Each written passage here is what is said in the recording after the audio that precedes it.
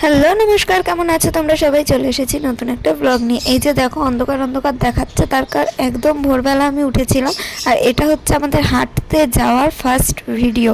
মানে আমরা হাঁটতে যাচ্ছি সকাল সকাল উঠে, তখনও কিন্তু সাইকেলটা কেনা হয়নি। হ্যাঁ, সেই কারণে আমি আর মা দুজনে হাঁটতে যাওয়া শুরু করেছিলাম, যে হাঁটতে যাবো রোজ সকালবেলা করে। আর তারপর বাড়ি এসে টুকটাক যা কাজ থাকে সেগুলো তো করতেই হবে, কিন্তু মর্নিং ওয়াকে যাব। সকাল সকাল বেরিয়ে পড়েছি আমি আর মা। এখানে মা আমাকে বলছে দে দে ফোনটা, আমি তোকে তুলি। তো সেই কারণে আমিও মায়ের হাতে ফোনটা দিয়ে দিই। আর এই যে দেখো মা এবার ফোনে ভিডিও করবে, আর আমাকে তো দেখা যাচ্ছেই না সেরকমভাবে। তার মধ্যে মায়ের একটা বড় আঙুল, যেটা ক্যামেরার মধ্যে দিয়ে রেখেছে, যার কারণে ওটাই বেশি করে শো হচ্ছে। আসলে মা ফোনের দিকে তাকিয়ে মনে হয় দেখেও নি যে কি দেখা যাচ্ছে, কারণ রাস্তার দিকে তাকিয়ে তাকিয়ে হেঁটেছে। তো পরে আমি আজকে এডিট করতে গিয়ে দেখছি যে এই রকম ভিডিও তুলে রেখেছে। তো মায়েদের দিলে একটু আধটু এরকম মজার জিনিস তো হবেই। তাও আমার মা মাঝে মধ্যে ঠিকঠাক তোলে, মাঝে মধ্যে আবার একটু ভুলভাল হয়ে যায় আর কি, কিছু করার নেই। ওই যে দেখতেই পাচ্ছ আমি হাঁটছি, আর এই যে হচ্ছে রাস্তাঘাট। মানে মা কী যে তুলছে মা নিজেই জানে। আমাদের সকাল সকাল মর্নিং ওয়াকে বেরোনোর একটাই কারণ, যত সকালে ঘুম থেকে উঠে একটু হাঁটাচলা করা যায়, মন মেজাজ সবই ফুরফুরে থাকে, ভালো থাকে, শরীরও সুস্থ থাকে। আর যাদের শরীরে মেদ জমে যায় আর কি, যাদের শরীরে ফ্যাট চর্বি জমে যায়, তাদের তো হাঁটা উচিতই, যেমন আমার মায়ের। আর আমার যেমন শরীরে কোনো ফ্যাট চর্বি দূরের কথা, কঙ্কালের মতো শরীর, তাদেরও হাঁটতে যাওয়া জরুরি। কারণ হাঁটলে তাদের শরীরের যন্ত্রপাতিগুলো নড়বে চড়বে, কাজ করবে, হাঁপিয়ে যাবে, যার কারণে তাদের বেশি খিদে পাবে, ঘুম পাবে।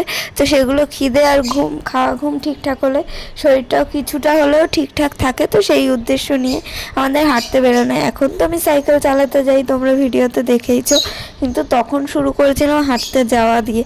ভিডিওটা দেরিতে ছাড়ার কারণ আছে, সেটা না হয় নাই বললাম। যাই হোক, রাস্তা দিয়ে হাঁটছি আমি আর মা। আমার মা তো সেদিন খুব জোরে জোরে হাঁটছিল, আর আমি সেরকম হাঁটতে পারছিলাম না, কারণ পায়ে আমার কী যেন একটা হয়েছিল, মানে ফোসকা মতনই, কিন্তু পাটা পুরো ব্যথা হয়ে গেছিলো আর ফুলে ফুলে উঠেছিল, কেন কে জানে। পুরনো জুতোই আমি সবসময় পরছি, নতুন জুতোও পরিনি, কীভাবে পায়ে ফোসকা হয়ে গেল, কি হলো কিছুই বুঝতে পারলাম না। তো যাই হোক, চলো হাঁটি আর তোমরা বাইরের প্রকৃতির দৃশ্যগুলো দেখো। আর এই দেখো একটা পুচকে আম পেয়ে গেছি। এই আমগুলোর গন্ধ শুকতে যা ভালো লাগে না, লোকে বলে এগুলো শুকলে বা এগুলো হাতে নিলে ঘা হয়, কিন্তু আমি ছোট থেকে এরকম ধরনের আম প্রচুর নিয়েছি, মানে হাতে। আর এর পিছনে আরও একটা গল্প আছে ছোটোখাটো, তোমাদের সাথে শেয়ার করছি।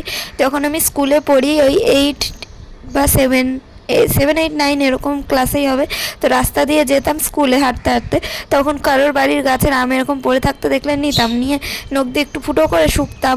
শুকতে শুকতে আবার কোথায় রাখবো, পকেটে ঢুকিয়ে রাখতাম। মানে স্কুল ড্রেসের স্কার্টের পকেট থাকতো, তার মধ্যে ঢুকিয়ে ঢুকিয়ে রাখতাম। এরকম করে বেশ কিছুদিন হয়েছে যে আমি 2-3টা আম পকেটে রেখেছি, সেটা আমার আর মনে নেই। তো এবার আমি স্কুলের ড্রেসের পকেটে টাকাও রাখতাম, মাঝে মধ্যে অটোওয়ালাকে দেওয়ার পর যে টাকাটা ফিরতো সেটা।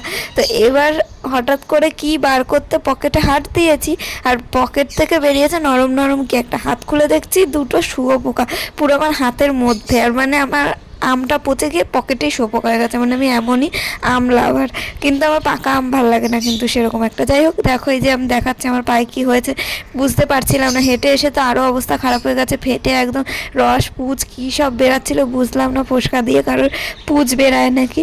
তো যাই হোক, কিছু তো একটা হয়েছিল যার কারণে এত ব্যথা হচ্ছিল।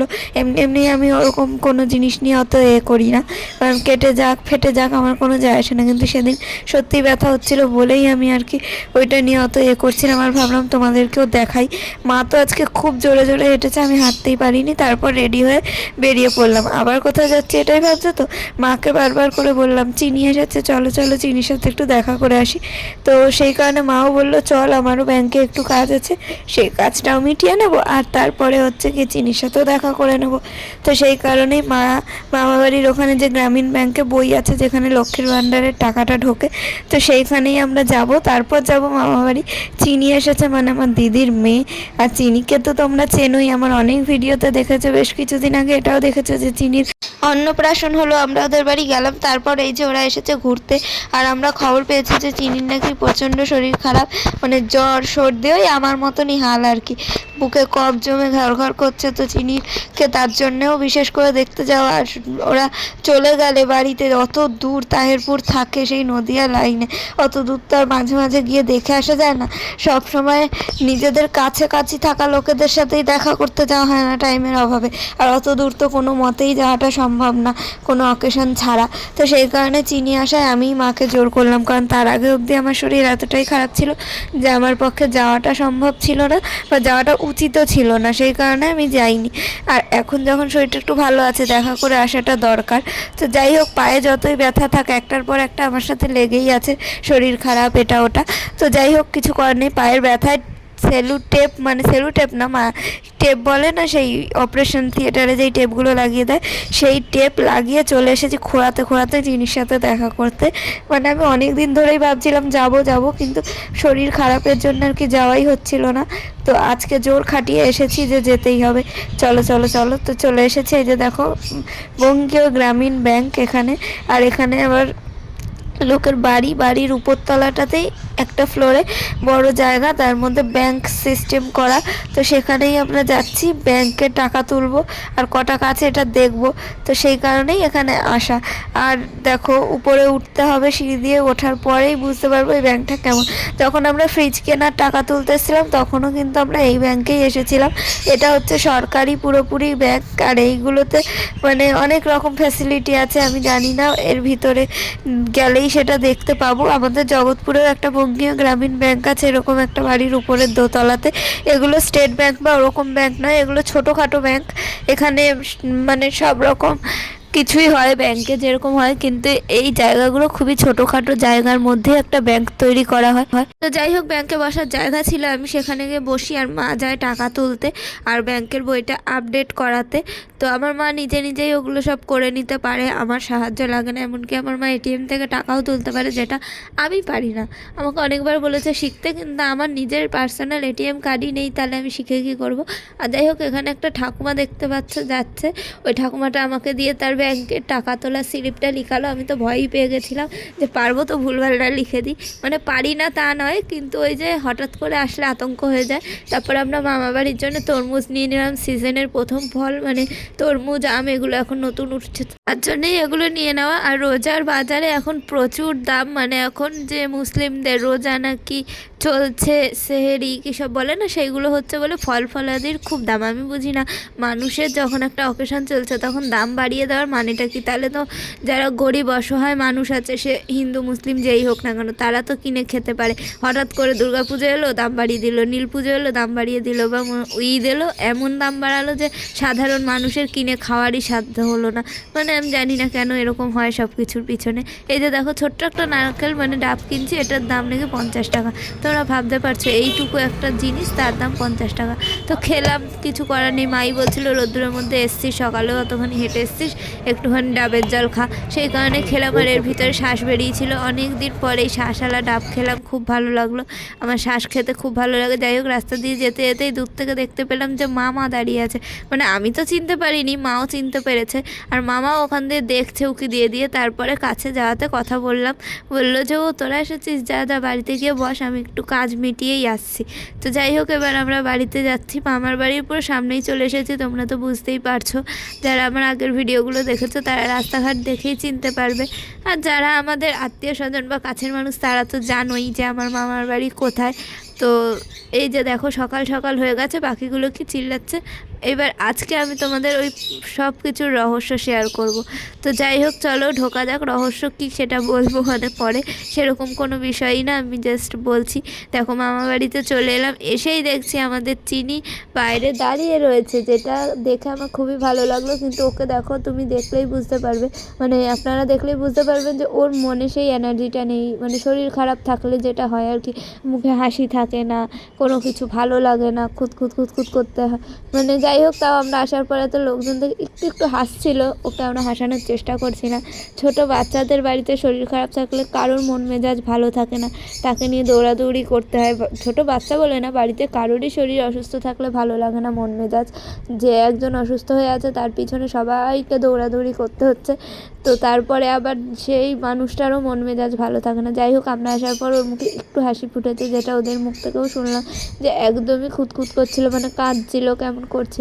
তো যাই হোক, চিনির সাথে দেখা করে ওকে চটকে ফটকে খুব ভালো লেগেছে। আর এখানে এসে দেখলাম যে এটা ছোট বোনের ভাই পুতুল, মানে আমাদের শ্রুতির ভাই পুতুল। তো এই যে ও এখানে কি লাগিয়ে রেখেছে দেখো, গলায় তার, মানে গলায় তারের নেকলেস পরিয়েছে। আর এখানে এই হচ্ছে চিনির মা, মানে আমার দিদি, যে বলছে চিনিকে এই প্যান্টটা পরা। তো চিনিকে প্যান্টটা পরাতে যাচ্ছিলাম আমি। আর এই যে আমার মায়ের কোলে উঠে বসে আছে। ও কিন্তু একটা জিনিস খুব ভালো, যে সবার কোলে যায়, সেরকমভাবে কখনো কাঁদেও না। আর এখানে দেখো মামা আমাদেরকে বলছে দুটো লাভ বার্ড পাখি নিয়ে যাও। আমি তো শুনে মহা আনন্দ পেলাম। তারপরে আবার ভাবলাম যে নিয়ে যাব, এরা যা ক্যাচর ম্যাচর করবে, ঘর নোংরা করবে। তো যাই হোক, আমরা থাকি লোকের বাড়িতে, তো সেখানে এরকম পাখি পশু নিয়ে যাওয়াটা কি ঠিক? তারপর হলাম আমাদের পায়রাটা যদি থাকতে পারে, হ্যাঁ থাকার না কি আছে, তো ছোটোখাটো, আর পায়রাটাকে তো ছেড়েও দেওয়া হবে, সেই ভেবেই আর কি উদ্দেশ্য করে নেওয়া যায়। পায়রা তো ছেড়ে দেবো চৈত্র মাসটা গেলে, তো সেই কারণে। যাই হোক, চৈত্র মাসের আগেই ছাড়তে হয়েছে বাধ্য হয়ে, কিছু করার নেই। আর এই যে পাখি নেওয়ার জন্যে একজন তো খুবই এক্সাইটেড, বুঝতেই পারছো আমি কার কথা বলছি। আর এখানে দেখো চিনিকে দেখানো হচ্ছে যে দেখ এগুলো কি, ও তো মানে হা করে তাকিয়ে আছে। আর এই পাখিগুলো প্রচণ্ড আওয়াজ করে, যে এই আওয়াজ তোমরা আমার এখনকার বেশিরভাগ ভিডিওতেই দেখতে পাও, যে পিছন থেকে ক্যাচর ম্যাচর আওয়াজ, এই দুজনেরই আওয়াজ, এই দুটো শয়তান মানুষের আওয়াজ। মানে মানুষ নয়, পাখি, মানে এদেরকে এতদিন পোষ মানিয়েও মানুষের মতো মানুষ করতে পারেনি, মানে পাখির মতো পাখি করতে পারেনি। তো দেখো ভিতরে 3টে ডিম রয়েছে, যেই ডিমগুলো আর ফুটবে না, কারণ এক জায়গা থেকে আরেক জায়গায় গেলে নাকি ডিম আর ফোটে না। এখানে আমরা চিনিকে শেষ মুহূর্তে একটু মানে আদর করে দিলাম, কারণ ছেড়ে যেতে ইচ্ছা করে না বাচ্চাদের, কিন্তু কিছু করার নেই, যেতে তো হবেই। আর ওর মুখ চোখ দেখছে, ওরও মুখ উদাস উদাস, এমনিতেই শরীর খারাপ, আর তার মধ্যে আবার আমরা চলেও যাচ্ছি। তো যাই হোক, কিছু করার নেই। এখানে চিনিকে টাটা বাই বাই বলে, বাড়ির সবাইকে টাটা বাই বাই বলে আমাদেরকে চলে যেতে হচ্ছে। তাও একটু একটু যে ও হেসেছে, আমাদের খুব ভালো লাগলো। আর চিনির সাথে সময় কাটিয়ে আর ওই লাভ বার্ডগুলোকে বাড়িতে আনতে পেরে খুবই ভালো লাগলো। আজকের ভিডিওটাতেও আমাদের খুব মজা লেগেছে, মানে আমরা বাস্তবে যা যা করেছি সব কিছু আমাদের খুব ভালো লেগেছে। তার উপর আবার অনেক দিন পর চিনির সাথে দেখা, ভালো না লেগে যায় কোথায়। যাই হোক, আজকের ভিডিওটা তোমাদের কেমন লাগলো অবশ্যই কমেন্ট করে জানিও, তোমরা কে কোথা থেকে দেখছো। ভিডিওটা ভালো লাগলে লাইক কমেন্ট শেয়ার সাবস্ক্রাইব করে দিও। সবাই সুস্থ থেকো, ভালো থেকো, আনন্দ থেকো, আর অনেক অনেক মজা করতে থাকো। আজকের মতো এখানেই শেষ করছি, টাটা।